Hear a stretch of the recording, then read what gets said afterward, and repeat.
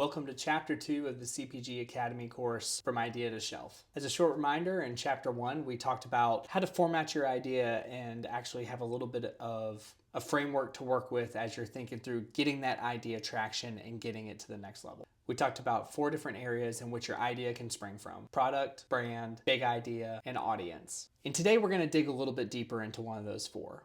Brand. So before we get any further, let's define what brand is, because it's one of those words like SEO or AI or low carb that has just come to mean nothing in the world of common vernacular. So I'm just going to use a definition that I've heard from my time at Red Bull and a few other companies to define what brand is. And brand is what your customer says about you when you're not in the room. Meaning that someone buys your product off Amazon and they go to tell their mom or their friend about it. This is what they would say about it. Oftentimes it's led by the first product they have, so your brand actually takes on the meaning of the product. Or if it's a big idea, then it could potentially be the brand really represents that movement. Or in some cases, the audience. The brand could actually mean the people who are pursuing your product and your content. But I want to go ahead and make sure I call out the difference in brand and then the assets that go with a brand, like logos, positioning, websites, everything else. A brand is one of those things you can't build overnight. It took Red Bull years to convince people that the can gave them wings. It took Nike years and years of selling shoes before Just Do It really took on its own life. But when you're thinking of brand, what is it that you want your customer to say about you when you're not in the room? It's not really your tagline or logo, although that may happen in 10, 15 years and you've had tons of marketing and a ton of success. What I really want to focus on is what the business means to you and then what you want it to mean to your customer.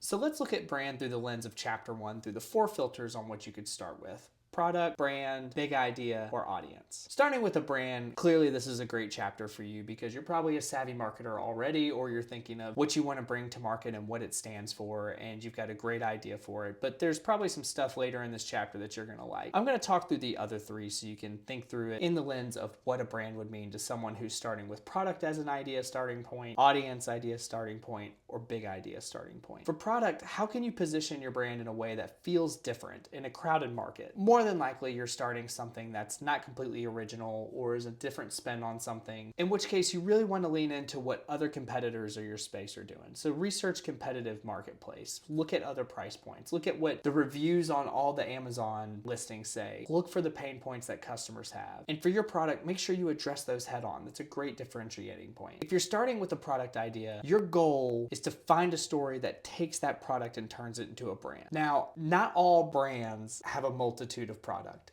I'll use one example. Remember the Snuggie? One product, the brand was comfort, and the name perfectly described the product. The Snuggie was a great example of they're launching one product, we're doing TV channels and shows, and we're just gonna lean in and sell this thing in a bunch of different colors. More than likely, if you're looking in the CPG space, you have a roadmap of different things that you wanna roll out later. So having a brand that's named after a product might be great, but it also might limit you. So be cautious in what you name your company. But also, if you feel really strongly that you've got a great name for one product, grow from there. But just try not to back yourself into a corner. Make sure that the name is something fun, whimsical, exciting, and is representative of what you're trying to do with that product so that a consumer can connect an experience with the product.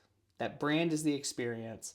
That product is the end result. If you're starting with a brand idea, then you probably want to ask yourself, what product can I start with that'll make this brand come to life? We're going to talk about manufacturing in the next chapter, but in this space, I would encourage you to look for 3 things: low MOQ, unforgettable product experience, and something that you can test and get into the market quickly to give people exposure to your brand. Maybe the product's not something that's going to build a multi-million-dollar business, but it could get you customers and get you out of the door. I would encourage you to chase it then. Don't forget to also look for the why behind your identity, especially if you're a marketer or a graphic designer. Make sure that everything that you're using to build your brand ties back to that big why. If you're starting with an audience, like we talked about in Chapter 1, what is the name of a brand that would stick? What other brands does your audience enjoy and love? How can you mimic what's already working and build on it for what you're trying to do?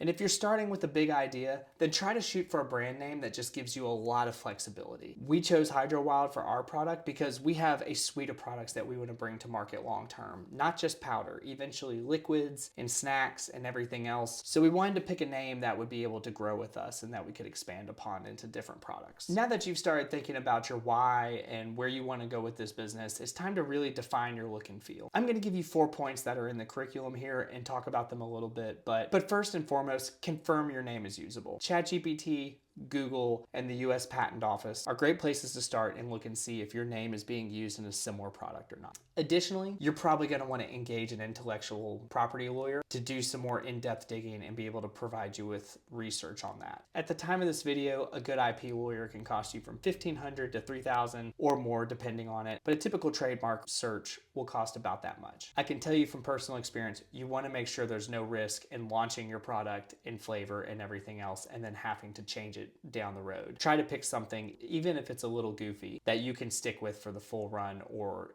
as you scale it. From there, if the name's available and you feel like you can own it, defend it, and make it your own, define your vibe. What is the brand about? Is it premium or is it value-based? Is it bold or is it safe? Is it comforting or is it extreme? No brand is all of these things, so don't try. Try to pick 3 traits, flesh it through an AI system, and stick to it. You can always adapt. One thing I'll say about this is there is such a thing as brand elasticity, meaning that you can start in one direction and just keep building from there, but don't try to be everything to everyone. It's not going to work. From there, you want to pick your colors and fonts. If you're not a design-centered person, then maybe this is something you want to engage someone from Fiverr on, or a friend who's a graphic designer, or even just post on LinkedIn and see if someone responds. Having a name, a vibe, and a general direction will then give you what you need to build the logo. We could spend an entire chapter on logo development, and maybe that's a good discussion for us to have in the community one day. But I would say a logo can take on a lot of different feels in development. Just make sure it feels good to you. More than anything, it's a logo that you need to look at and be excited about. If you're excited about it, your customers will be excited about it. Once you've got a font, color pattern, and a logo, I'd spend a little extra money with someone on Fiverr to mock it up on some different products. T-shirts, cups, keychains. See it in real life. See if it sticks. And from there, make the edits accordingly. Once you've got a little brand treatment, now you can start getting into the really fun stuff. There's some great websites out there that you can do simple t-shirt runs or Yetis or anything like that and be able to get it to market pretty quickly. Put your name on some swag. See if it sticks. Give it to friends. Speak to your network about it. It's really when things start becoming real like that. And you'll be surprised at the number of people in your network who will reach out on your behalf to try to help you connect with people. From there, depending on your business, you're going to want a website, business cards, all those kinds of things. But for the sake of time in this course, let's just review real quick what you need to do to set yourself up for success with a brand to start out. 1, a simple knockout search.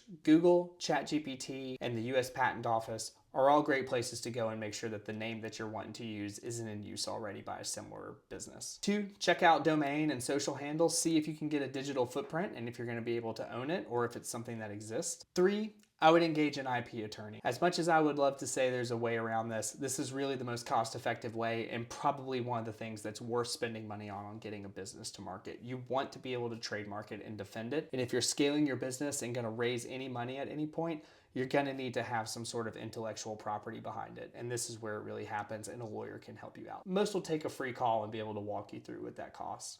And then lastly, file and save everything. I have a nice little sheet on this course page where you can actually fill out business information, save it on your desktop that has your EIN, your logo, your font colors, and all that good stuff. And you can use it as a cheat sheet when you have to share it with different partners. Lastly, I want to give you the guidance to follow your instincts. Being this early stage in a business, the brand is you. And so make sure whatever you come up with, you're designing for you.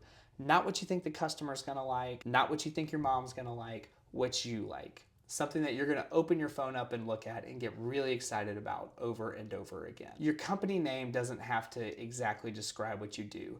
It just has to make people curious enough to ask the question of, what's that? If you're struggling with coming up with a brand, that's what this community's for. Post on the community, get feedback, see if there's any designers in this group that can help you out. Don't get lost and just be really clear with yourself on what you're really good at doing and filling in those gaps, and then what you need to get help with and go find people who are really good at it to help you out with. In chapter 3, we're going to talk about taking that idea and that brand and actually getting it made. I'll see you in chapter 3.